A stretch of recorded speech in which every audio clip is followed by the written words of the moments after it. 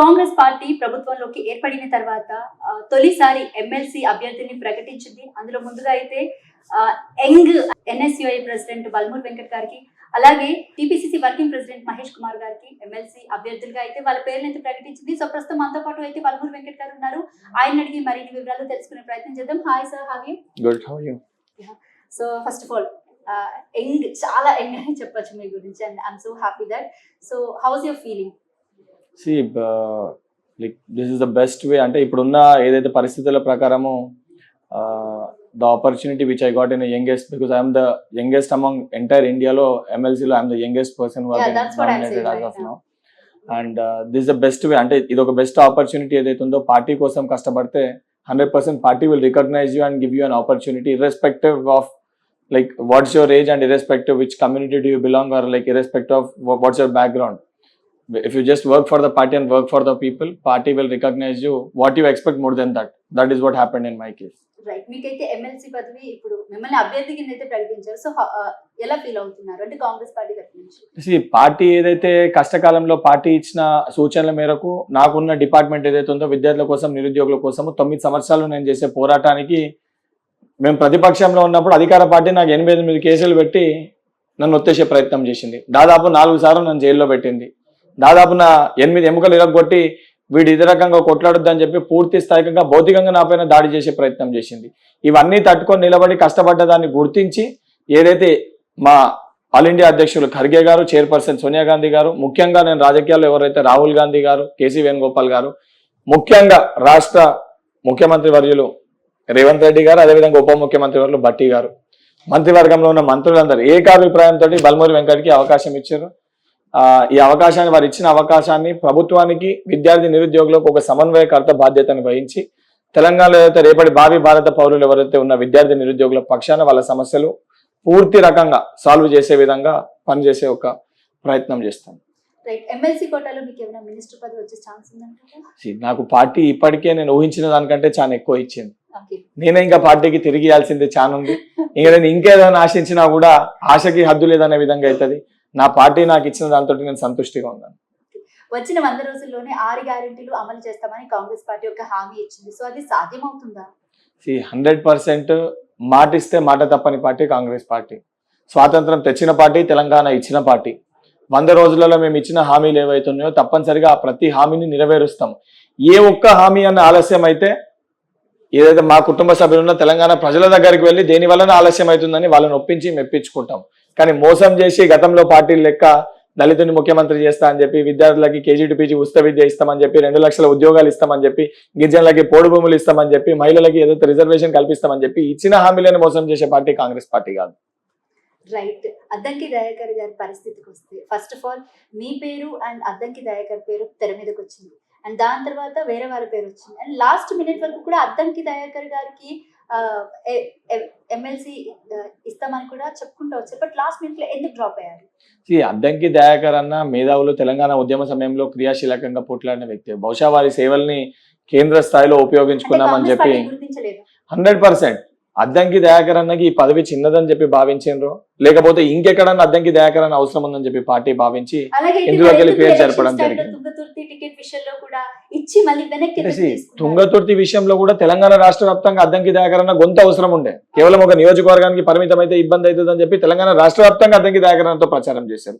MLC సమయంలో కేవలం అద్దంకి దయాకర్ అన్న ఒక ఎమ్మెల్సీ కట్టబెట్టి కేవలం ఒక మండలికి పరిమితం చేస్తే, ఏదైతే భారతదేశ వ్యాప్తంగా కూడా రేపు పొద్దున జరగబోయే పార్లమెంట్ ఎన్నికల్లో అద్దంకి దయాకర్ అన్న అవసరం ఉందని చెప్పి భావించడం జరిగింది. అందుకే అద్దంకి దయాకర్ అన్నకి ఇంకొక బెస్ట్ ఆపర్చునిటీ కోసం ఇది ఇవ్వలేదు. అంటే ఇంకా మినిస్ట్రీ అంటే మినిస్టర్స్ కోటాలో కూడా కొన్ని సీట్లు ఉన్నాయి కదా, అదేమన్నా అంటే మినిస్టర్ గా ఏమన్నా ఆయన చూసే అవకాశం ఉందంటారా? ఉండొచ్చు, వారు దానికి అర్హులు. అద్దంకి దయాకర్ అన్న అన్ని విధాలుగా, అన్ని రకాలుగా దానికి అర్హులు. తప్పనిసరిగా వారికి ఇంకా ఉన్నతమైన పదవి ఏదో రాసిపెట్టుంది కాబట్టి వారికి ఇది రాలేదు. 100% గా వారికి ఉన్నతమైన పదవి వస్తుంది. అది రానికి మా వంతుగా, సరే మా స్థాయి ఇప్పించేంత పెద్దది కాకపోయినా మా వంతు పాత్ర అది ఇచ్చే విధంగా ప్రయత్నిస్తాం. ఎంపీ ఎలక్షన్స్ దగ్గరకు వస్తున్నాయి. ఈసారి కాంగ్రెస్ పార్టీ ఎన్ని సీట్లు గెలుస్తుందని అనుకుంటున్నారు? 100% తెలంగాణ రాష్ట్ర వ్యాప్తంగా 16 సీట్లు, 17 సీట్లలో 16 సీట్లన్న కాంగ్రెస్ పార్టీని గెలిపించే దిశగా పనిచేస్తాము. దాంట్లో నా పాత్ర ఏదైతే ఉందో, 18 సంవత్సరాలకి వెళ్ళి 40 సంవత్సరాల మధ్యలో ఉన్న విద్యార్థి నిరుద్యోగులని పార్టీ వైపు నడిపించే ఒక బాధ్యత బల్మూరి వెంకట్ తీసుకుంటారు. రైట్. దావోస్ లోని సీఎం రేవంత్ రెడ్డి గారు మాట్లాడిన మాటలు ఏవైతే ఉన్నాయో కొంత మేరకు అవి ట్రోల్ అవుతా ఉన్నాయి. సో దీని గురించి మీరు ఏమంటారు? రేవంత్ అన్న తెలంగాణని బంగారు తెలంగాణ చేయాలని చెప్పి అడుగులు వేస్తారు. ఒక వ్యక్తి ఈ ట్రోల్ చేసేది ఎవరు? మా ప్రత్యర్థులు ట్రోల్ చేస్తారు. కానీ ఒక వ్యక్తి మాట్లాడలేనప్పుడు రేవంత్ అన్న మొదటిసారి పార్లమెంట్ పోయినప్పుడు హిందీ మాట్లాడలేదని చెప్పి మొదట ఢిల్లీలో కూడా హేళనగా మాట్లాడారు. ఈ రోజు రేవంత్ అన్న పార్లమెంట్ లో మాట్లాడితే ఆయన స్పీచ్ కి ఏదైతే కేంద్రంలో అధికారంలో పార్టీ సమాధానం చెప్పలేకపోతుండే. సరే ఇప్పుడే కదా మాట్లాడుతారు. ఒక 6 నెలల తర్వాత రేవంత్ అన్న తోటి మరి ఆ రోజు కల్వకుంట్ల తారక రామారావు కూడా పోటీ పడలేడు. అదే విధంగా అదాని సంస్థతోటి అంటే దాని మీద ఒక విమర్శలు కూడా వస్తున్నాయి అన్నమాట, ఒప్పందం మీద. సో దీని గురించి మీరేమంటారు? చేయకపోతే ఏదైతే కంపెనీలను తీసుకొచ్చి చేస్తలేరంటారు, లేకపోతే టార్గెట్ చేస్తే ఇంటెన్షన్ గా కొన్ని కంపెనీలను టార్గెట్ చేస్తున్నారని అంటారు. తెలంగాణ రాష్ట్ర అభివృద్ధి కోసము ఏమన్నా కొత్త కంపెనీలు అవసరం ఉన్నా, నిధులు అవసరం ఉన్నా తప్పనిసరిగా దాన్ని దృష్టిలో పెట్టుకొని రేవంత్ రెడ్డి గారు పనిచేస్తారు. అండ్ వీళ్ళ లెక్క సెంటు వాసనతో వచ్చిన నాయకుడు కాదు రేవంత్ అన్న. చెమట వాసన ఏందో తెలిసిన వ్యక్తి. ఎవరైతే వాళ్ళ కోసం, ఏదైతే బడుగు బలైన వర్గాల కోసం, పేద వర్గాల కోసం పనిచేసే నాయకుడు. తప్పనిసరిగా ఏ కళతోటి కాంక్షతోటి తెలంగాణ రాష్ట్రాన్ని ప్రజలు కోరుకున్నారో, సోనియా గాంధీ ఏ కళతోటి ఇచ్చిందో తప్పనిసరిగా ఆ కళల్ని రేవంత్ అన్న, భట్టి గారి నాయకత్వంలో మనం చూడబోతున్నాం. రైతు బంధు నిధుల మీద చాలా ఆరోపణలు వస్తున్నాయి. సో దీని గురించి మీరేమంటారు? అండ్ అదే కాక ఏంటంటే రైతు బంధు డబ్బులు ఈ రోజు చూసుకున్నట్లయితే 3.5 ఎకరాల వారి వరకే పడింది, మిగతా వాళ్ళకి పడలేదని అంటున్నారు. సో మిగతా వాళ్ళ పరిస్థితి ఏంటి మరి? ఇప్పుడు వాళ్ళు మొత్తం పూర్తి స్థాయిలో మొత్తం ఒక సిస్టాన్ని నాశనం చేసిపోయినారు. ఆ నాశనం చేసిన సిస్టాన్ని పర్మనెంట్ గా ఇబ్బంది జరగకుండా కట్టే ప్రయత్నం మేము చేస్తున్నాము. తప్పనిసరిగా అది కూడా అతి త్వరలో, అంటే ఈ యొక్క నెక్స్ట్ ఈ 1 month లోపలనే పూర్తి స్థాయిలో అవన్నీ కూడా అమలు అవుతాయి. దానితో పాటు మేము ఇచ్చిన హామీలన్నీ కూడా మొదటి సంవత్సరంలోనే నెరవేరుస్తాం. అంటే లిమిట్ పెట్టారు, ఇందులో వాస్తవం ఎంత అని ప్రజలు చాలా వరకు అంటే రైతు బంధు దానిపైన 100 ఎకరాలు ఉన్న వాళ్ళే చెప్పారు. గతంలో మంత్రి లెక్కున్న మల్లారెడ్డి సొంటోళ్ళు భూస్వాములకి 100 ఎకరాలు ఉన్న వాళ్ళకి కూడా రైతు బంధు వస్తుందని. ఇండివిజువల్ గా నన్ను అడిగితే అది తప్పనే నేనంట. 100 ఎకరాలు ఉన్న వాళ్ళకి రైతు బంధు ఇచ్చుడు కరెక్ట్ కాదు. ఎందుకనంటే రైతు బంధు స్కీమ్ అనేది ఎవరైతే వెనుకబడిన ఉన్నారో, బలహీనంగా ఉన్నారో వాళ్ళ కాళ్ళపైన వాళ్ళు నిల్చోనికి వాళ్ళకి ప్రభుత్వం సపోర్ట్ చేయాలి. సో డబ్బు ఉన్న వాళ్ళకి వస్తే డబ్బు లేని వాళ్ళకి ఇవ్వాల్సిన డబ్బు ఉన్న వాళ్ళకి పోతుంది. కాబట్టి దానిపైన రిస్ట్రిక్షన్స్ ఏమైనా పెద్దలు ఆలోచిస్తారు. దాని గురించి మనం ఆలోచించి దాన్ని ఏ రకంగా చేయాలి, అది దానికి నిపుణులకు సంబంధించి మేధావులు చర్చించి వాళ్ళు డెసిషన్ తీసుకుంటారు. రుణమాఫీ ఒక దశ, రెండో దశల్లో చేస్తామని అంటున్నారు. దీని గురించి మీరేమంటారు? 100% అవుతుంది. సాధ్యం కాని హామీలు ఇచ్చేది కాంగ్రెస్ పార్టీ కాదు. నేను పదే చెప్తున్నాను, ఇచ్చిన ప్రతి హామీని కూడా నెరవేర్చేదే Congress party.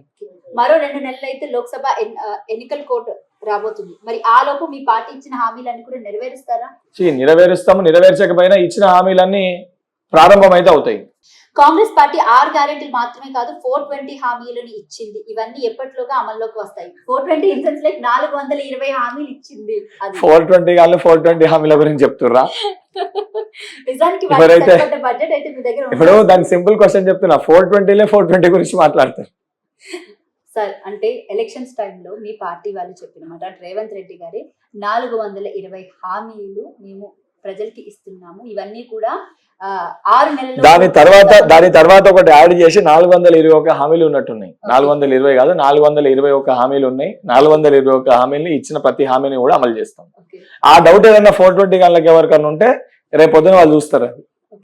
Right. Congress party ప్రతి అంశానికి సంబంధించి గత ప్రభుత్వంతో లింక్ పెడతా ఉంది. ఇది ఎంతవరకు కరెక్ట్ అంటారు? అంటే మీకు ముందుగానే తెలీదా బీఆర్ఎస్ పార్టీ అంటే గత ప్రభుత్వం అప్పుల్లో ఉంది, ఇప్పుడు కూడా అప్పుల రాష్ట్రంలోకి మీరు గవర్నమెంట్ ని ఫామ్ చేస్తున్నారు అని?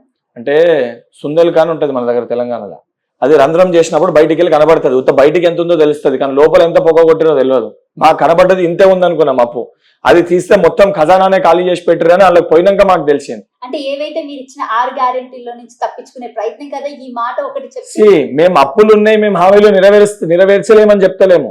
అప్పులు ఉన్నాయి కాబట్టి ప్రజలకు అది చూపిస్తున్నాం. మీరు ఏ రకంగా తెలంగాణ రాష్ట్రాన్ని దోచుకుండ్రో, అంటే ప్రజల సొమ్ముని వీళ్ళు ఏ రకంగా దోచుకుర్రో చూపించే ప్రయత్నం చేస్తుంది తప్ప దానికి దీనికి ఏ రోజు కూడా ముడిపెట్టలే. ఆ రకంగా ఏ నాయకుడు కూడా మాట్లాడలేదు. కొత్త రేషన్ కార్డులు ముందుకు వచ్చాక 6 గ్యారెంటీల అప్లికేషన్స్ తీసుకొచ్చారు కదా, ఎందుకు గందరగోళం క్రియేట్ చేస్తున్నారు? 100% ఇప్పుడు కొత్త రేషన్ కార్డ్స్ ఇప్పుడు 6 గ్యారెంటీలు ఆలస్యం అయినాయి అనుకోండి, మీరే అంటారు పార్లమెంట్ ఎలక్షన్స్ టైం ఇప్పటికి కలెక్ట్ చేసుకోవాలి అని చెప్పి మళ్ళీ వాళ్ళు పొలిటికల్ గా మా పైన వారు చేసే ప్రయత్నం చేస్తారు. అందుకే రెండు ఒకటేసారి తీసుకొచ్చినాం, అన్ని కూడా అమలు చేస్తామని అంటున్నాం కదా. అరే వాళ్ళు 5 సంవత్సరాలల్లా వాళ్ళు ముఖ్యమంత్రి పీఠం ఎక్కే కాడికెళ్ళి మొదలు పెడితే, దళితుని ముఖ్యమంత్రి చేస్తాన కాడికెళ్ళి మొదలు పెడితే ప్రతిదీ కూడా వాళ్ళు ఏ ఒక్క హామీని నెరవేర్చలే. మేము కనీసం వచ్చి 100 రోజులు కూడా అయితే లేదు, వాళ్ళు కనీసం 100 రోజులు కూడా ప్రతిపక్షంలో ఉండలేకపోతున్నారు. ఎందుకంత భయపడుతున్నారు? ఇంకా 15 సంవత్సరాలు ఉండాలి, ఓపిక పట్టుర్రి. 15 సంవత్సరాలు ప్రభుత్వం కనీసము కాంగ్రెసే ఉంటుందా? కనీసము అది తక్కువలో ఈ రోజు ఉన్న పరిస్థితిలో కనీసం 15 సంవత్సరాలు కాంగ్రెస్ పార్టీ అధికారంలో ఉంటుంది. రైట్. అద్దంకి దయాకర్ గారి విషయానికి ఒకసారి వద్దాం. అంటే కేవలం ఆయన నోటి దురుసు వల్లే ఇప్పుడు ఆయనకి ఎమ్మెల్సీ ఇవ్వలేదని అనుకోవచ్చా? అద్దంకి దయాకర్ అన్నకి ఎమ్మెల్సీ రాలేదంటే 100% అద్దంకి దయాకర్ అన్నని మా కేంద్ర నాయకత్వము, రాష్ట్ర నాయకత్వము అందరికీ కూడా చాలా సాన్నిహిత్యంగా దగ్గరగా ఉన్న వ్యక్తి. మాట్లాడలేదని చెప్పి అనవసరంగా అన్న పైన అన్న ఏదో వాస్తవాలు చెప్పేసరికి దాన్ని పెద్దదిగా చేసి చూపించే ప్రయత్నం చేస్తారు. అంటే గతంలో ఆయన మాట్లాడిన మాటలు ఏవైతే కోమటిరెడ్డి వెంకటరెడ్డి గారిని మిగతా వాళ్ళందరినీ కూడా ఒక మాట ఆయన తూలారన్నమాట. సో వాటి వల్ల ఏమైనా ఈ రోజు ఇప్పుడు పార్టీలో అతనికి అధికారం దక్కకుండా చేస్తుందని అనుకోవచ్చా? అసొంటి అంశాలు ఏముండయి. నేను కూడా గతంలో మా పార్టీ కొంతమంది నాయకుల గురించి పార్టీలు మారినప్పుడు, పార్టీలు ఉన్నప్పుడు విమర్శించడం, సమయం వచ్చినప్పుడు ఏది మాట్లాడినా మేమంతా కుటుంబ సభ్యులము. మాకు మధ్యలో అన్నదమ్ముల పంచాయతీలు ఎంతున్నా రాత్రి అయితే అందరం కలిసి కూర్చొని ఒకటే కాడ భోజనం చేసి అందరం ఉండేది ఒకటే గూడు కింద, అదే కాంగ్రెస్ పార్టీ కూడా. ఆయన క్యాస్ట్ ఏమైనా అడ్డు వస్తుందని అనుకోవచ్చా? అంటే కాంగ్రెస్ పార్టీలో బేసిక్ గా రెడ్లు ఎక్కువ. Congress party is a secular party. నిజంగా క్యాస్ట్ అనేది అడ్డం వస్తే బల్మూరు వెంకట్కి ఈరోజు ఎమ్మెల్సీ రావద్దు. నేను ఒక వెల్మ సామాజిక వర్గానికి వెళ్ళి వస్తా. అయినా కూడా మొదటి పీఠము, మొదటి ఎమ్మెల్సీ స్థానం బల్మూరు వెంకట్కి ఇచ్చారు. కాంగ్రెస్ పార్టీ కష్టపడే వ్యక్తులకి గుర్తింపిస్తారు తప్ప కులానికి కానీ మతానికి కానీ ప్రాధాన్యత ఇవ్వదు. Thank you sir. Thank you.